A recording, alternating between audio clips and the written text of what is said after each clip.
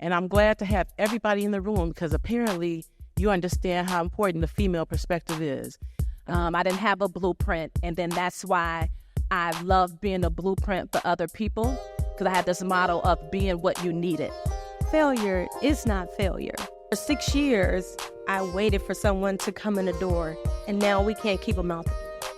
Anytime I can get in a room with incredible Black women, I'm going to take that. I've never had someone talk about skin with me who look like me, who I can trust and who has dealt with the same issues. So I didn't know that that was such a big part of my purpose, but I welcome it. I felt seen, I felt heard, I felt understood. You know, we spend so much money on beauty, hair, nails, skincare, all of this, and we only spend 0.5% of that money with Black-owned companies.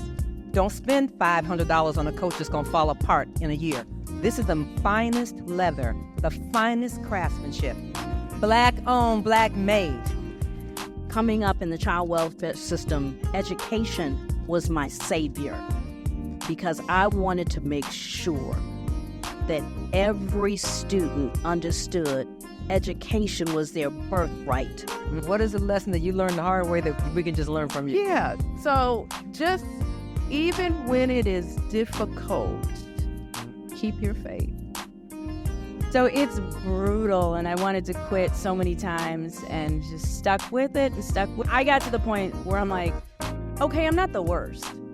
And you know, and once you get to that point where you're like, I'm not the worst, it's I was going to say liberating. something. I'm sick of people talking about we don't support each other. That is so fucking whack to me because look at this room. It was absolutely wonderful. It was sisterhood empowerment. It was Black empowerment, and it was Black women rock.